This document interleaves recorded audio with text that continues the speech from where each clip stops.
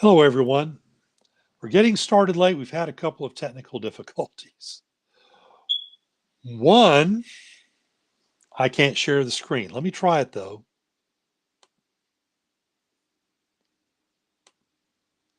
It tells me I can't.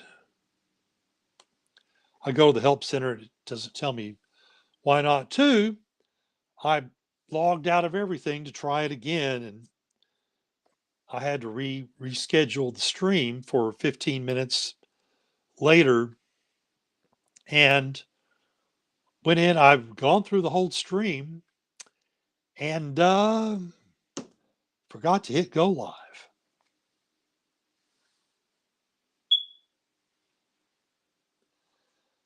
So that's why nobody signed up to come in and check us out, because they might have tried to log in, but I wasn't there. Anyway, I'll give you the spiel without the without sharing the screen and showing you. I think I can describe it. Basically, just Facebook user, I'm checking you out. Hello, yeah, I'm getting started late. Had some technical difficulties, so anyway, here we are. Um, First, I want to say that this weekend I attended Rail Nation with the Rail Passengers Association. I'm a member of their Council of Representatives representing Arkansas. I've had knee surgery, and which doesn't account for my doofiness. I'm naturally a doofus. So, but I've been there on Zoom attending that. Uh, the main thing that they were talking about, the main theme. Hey, I may have somebody on LinkedIn. Oh, okay. Yeah, I'm on LinkedIn also. So the main theme this weekend was becoming a regional advocate. So I'm not a rail advocate. I'm an advocate for my region. We're going to do another live stream this coming Wednesday, October 11th at 6:30, because of how I have to work.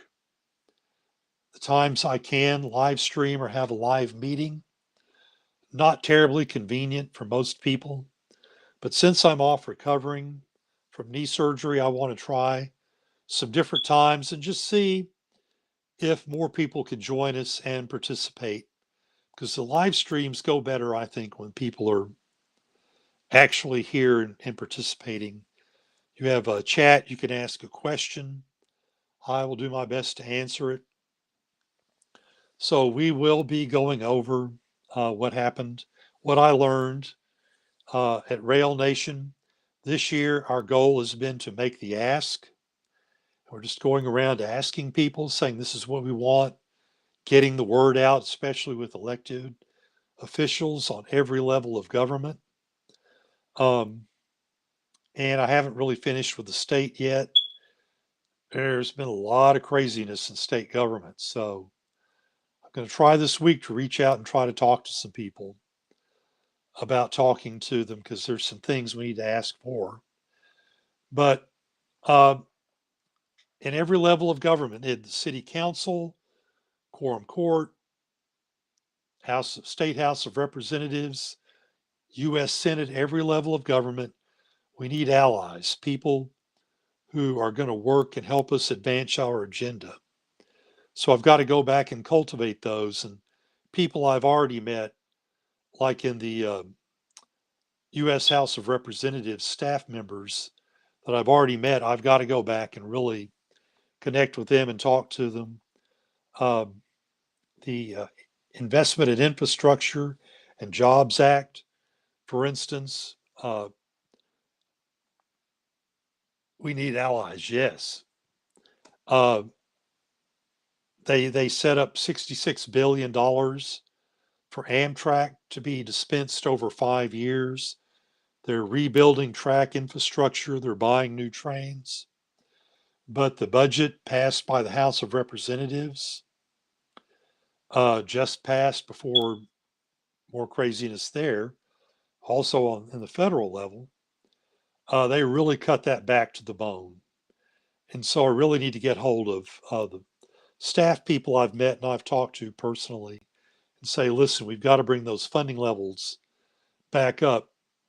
For one thing, even though it's on a national level, it really helps us with what we want to do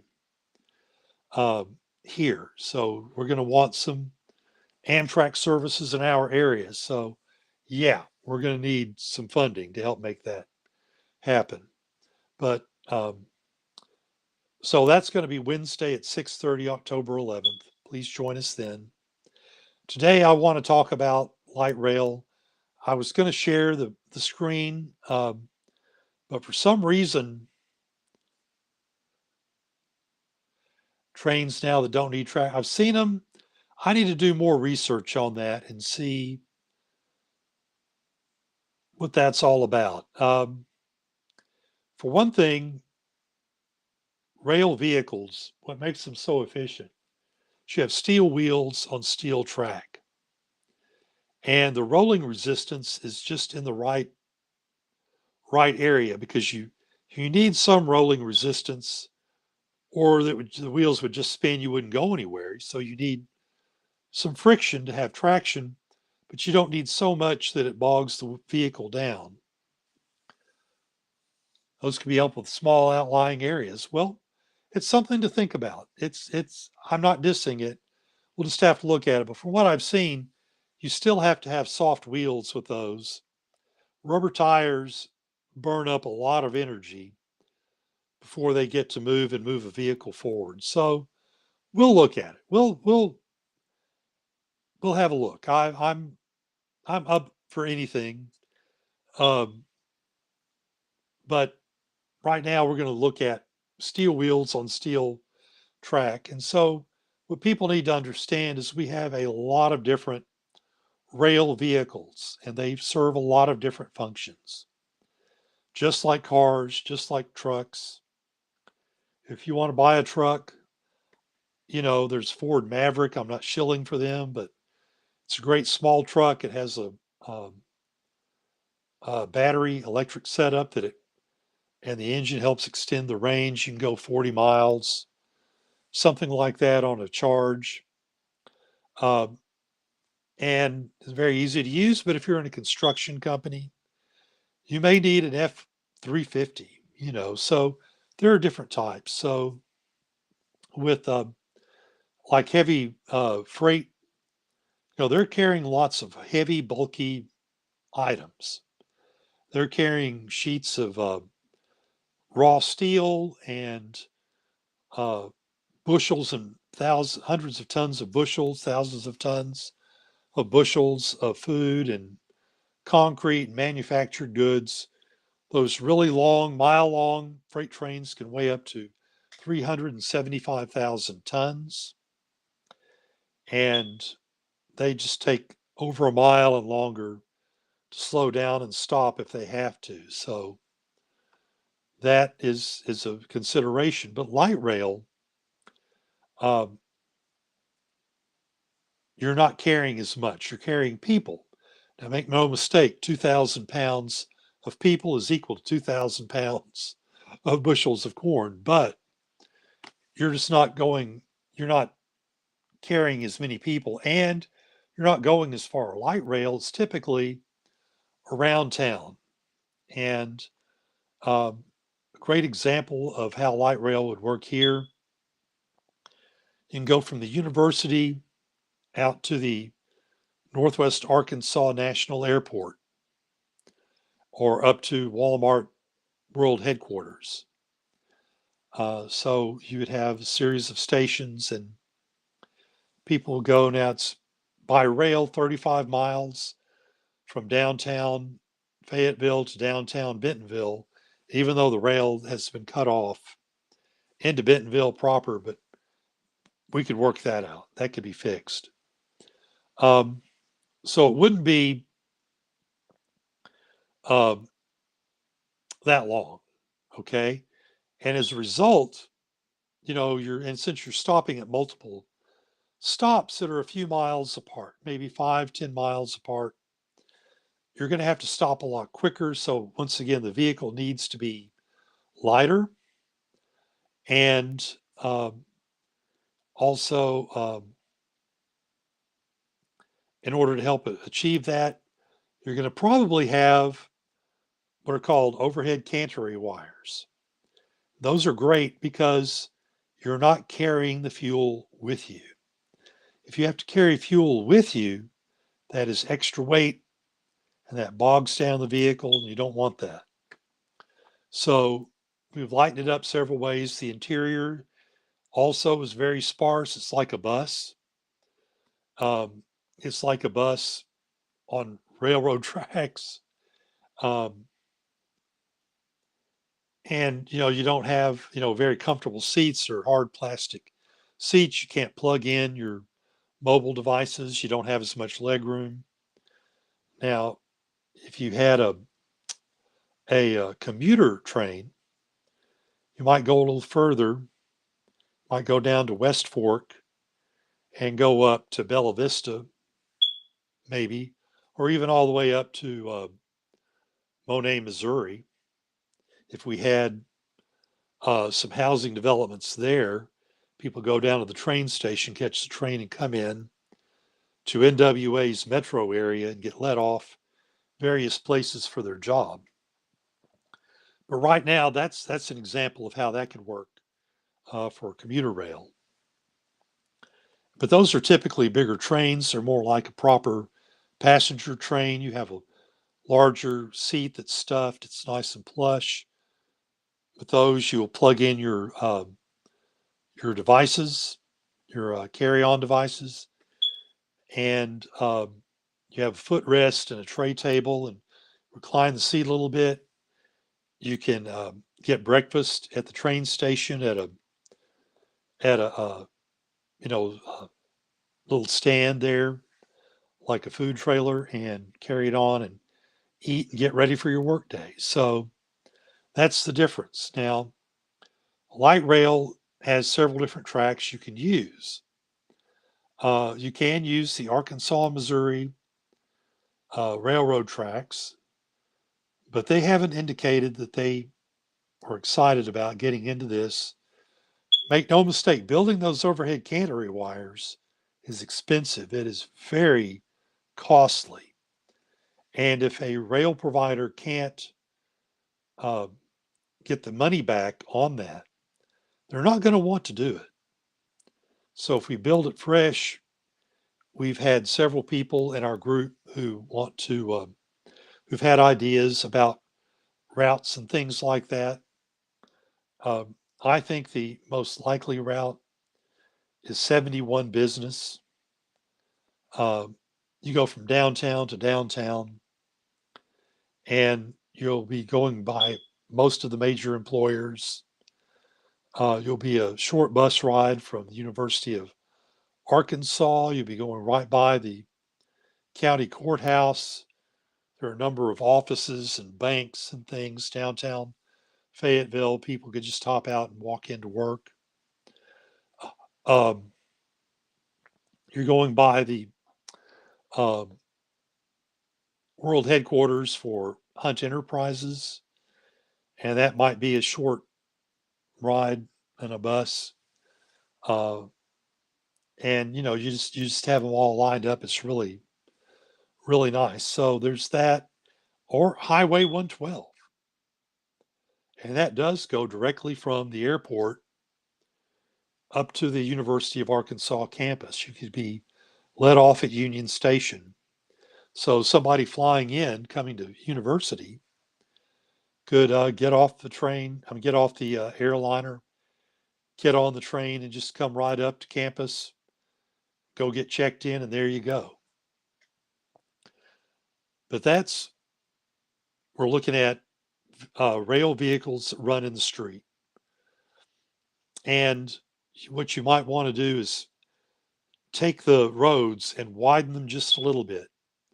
So you may have rail vehicles that run on each side of the road, or you may widen it so you can have a place in the middle, so that the rail vehicle for most of the journey will go straight down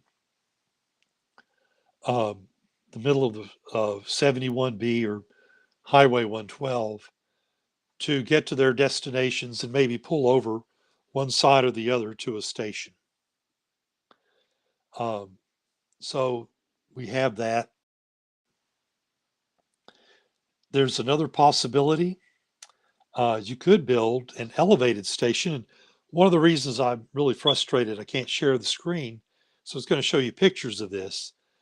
But if you've been in Chicago or the Washington, D.C. area, you've seen those trains, really nice, very fast. They don't have what are called uh, grade crossings or railroad crossings is a common term for it. Cuts down on accidents, which is a disadvantage to having the streetcars. The light rail that runs in the street are traditionally called trolleys or street trams or streetcars. And so you may be involved in an accident with those, almost most assuredly.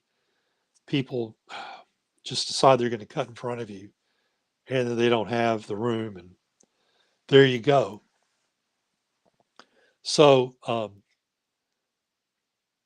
if it's elevated, it's extra expense, no joke, but it's much faster.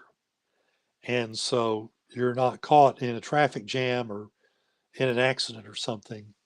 Also, one thing that saves a little money on an elevated rail is that you have on top of that, you have a third rail where the light rail vehicle picks up its electricity for operation.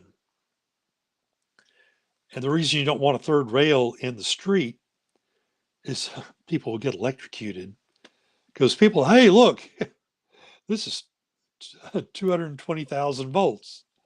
I guess I'll step on this one and step over here on that one. Bzz, and there they go. And I'm laughing, but it's not funny. People get seriously injured or killed doing that. But I've been a professional driver for a while, and I've seen people do it. I've seen some really stupid human tricks. So sometimes we have to work and protect people from themselves. And I don't think there's anything wrong with that. We could all use that kind of grace from time to time. So, and I just like the speed factor too with an elevated train.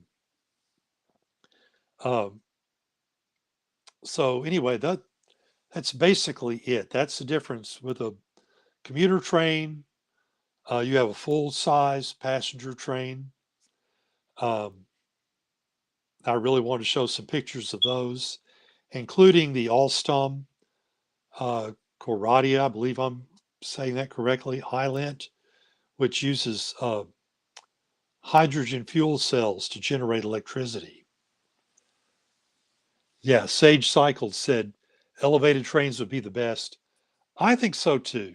Just convenience and safety and um, everything. Just, yeah, it would.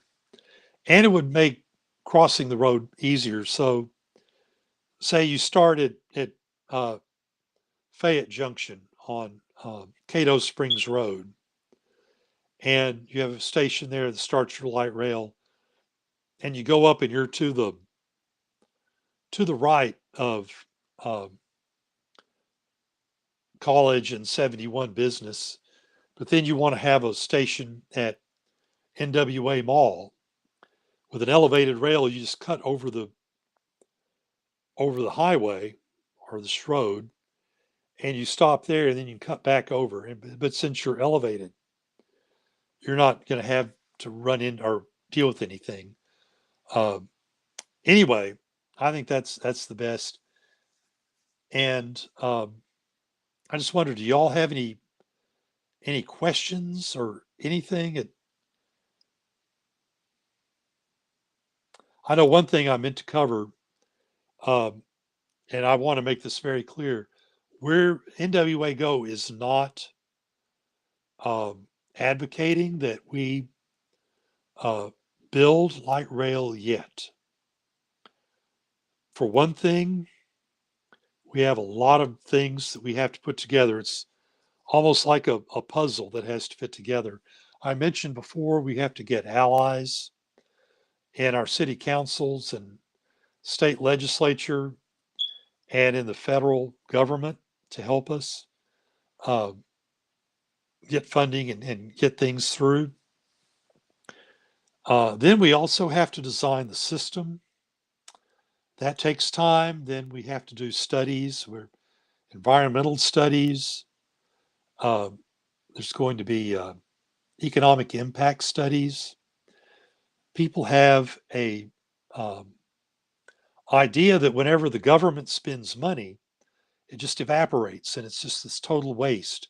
We have to get away from that kind of thinking. Realistically, we are putting financial capital to work in our community. When you put financial capital to work, you put human capital to work.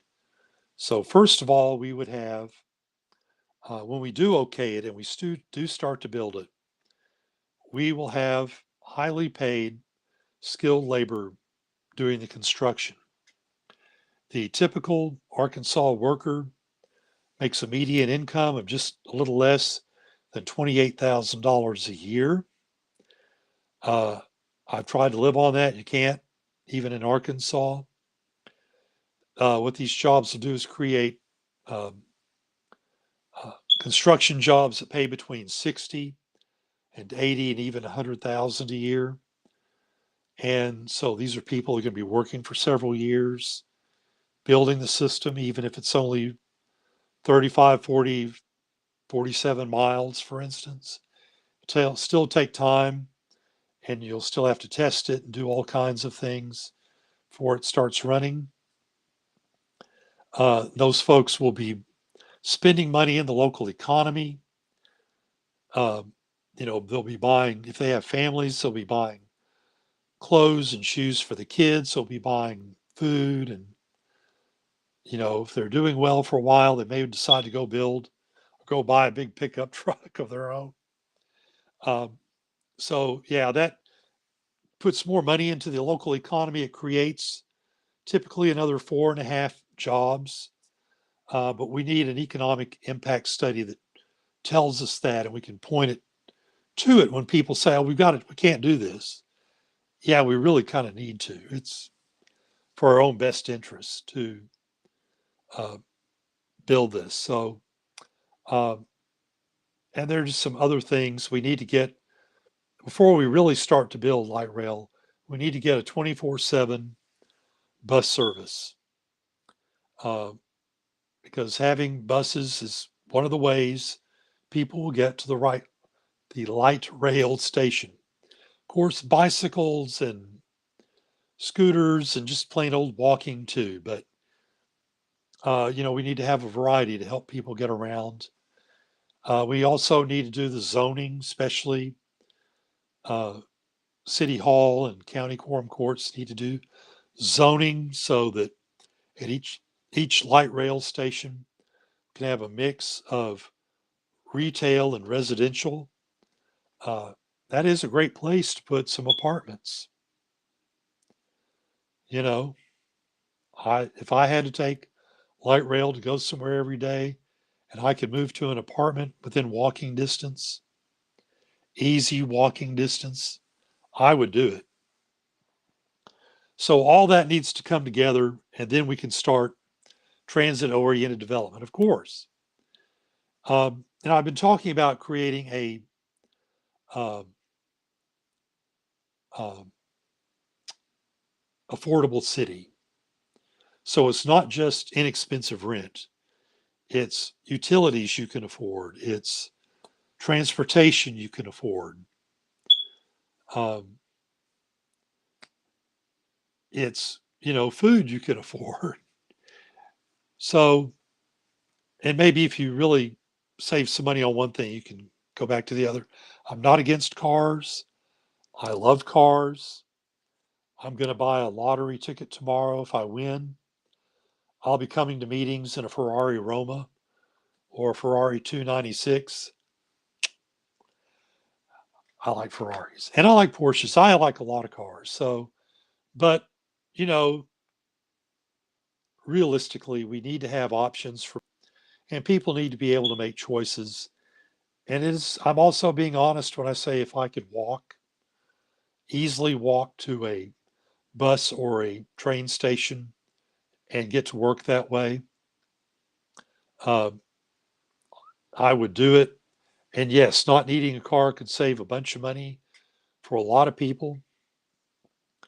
There's some cool cars you can buy for not much money, and maybe not having to drive one every day. You could save up and buy something that you really would enjoy. Whatever. Say an old Corvette or something. Those perform really well and very reliable, American made, American parts, easy to fix. People like those. So, but a lot of people too just don't care. I know that 28% of the millennial generation don't have driver's license. My generation got driver's license so we could go out and go pick up our friends and go driving around. But when you have a cell phone, you have all your friends right here. You can just text them and share pictures and share music videos, whatever. So, so it's just the choices you want to make, and we want you in this area to be able to make them. It's kind of a vision thing, and I think if we had mixed use development with good mass transit and plenty of options, a lot of people would choose that. We could build up instead of out because right now we have a lot of people, a lot of developers uh, buying up farmland outside of town and putting up all these McMansions on them. And now all of a sudden you've got to start building roads, and that's where a lot of our what would otherwise be mass transit money is going to is that. So we where are we're almost at 30 minutes. I'm going to cut it off. Does anybody have any other comments or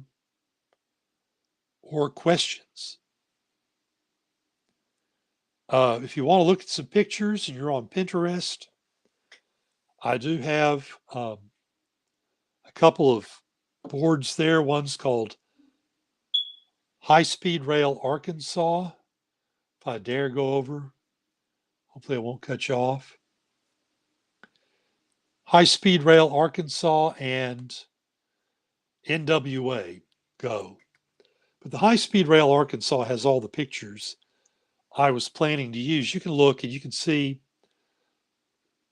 street trams or street cars that use rails in the street. I do have an elevated train. I have examples of the iLint that uses hydrogen fuel cells. And I have some pictures of bullet trains and for those you do need overhead wires. You've got to build them because you can't have the speeds that you've run at and try to carry fuel with you. Um, Diesel engines and hydrogen fuel cells right now just don't produce the energy you need to go very, very fast. And if we have all this, then it makes it easier for us to get real bullet trains that run at, say, 160, 185 miles an hour between here and Little Rock and then on to Memphis. And that's a great way, I found out at Rail Nation, to attract a lot of young professionals because they want to live and work downtown. They want to have their recreation downtown. But they also want to be able to very easily go to other places. And so you want to go to Memphis and hang out on Beale Street and listen to some blues. It wouldn't take very long on a train that goes 185 miles an hour to get there. So it's very doable. Anyway, if nobody else has anything else, I'm going to cut it off. At 30 minutes, you'll be able to see this on the NWA Go YouTube channel, and I'll post that link after it's available, and I'll put it on our website, make that available. And uh, please, if you like our content, please hit the like button, subscribe to the YouTube channel, NWA Go. You can make donations on the website, and there should be a way to donate during the live stream. Uh, so there's a little donation, I think, if maybe you see this, yeah, a little donate thing there. So I might have to try that myself to make sure it works. Anyway, thank you all so much. Once again, we'll see you again Wednesday night, 6:30, October 11th, and we'll catch you on the next one. Thank you for joining us on this journey. Peace.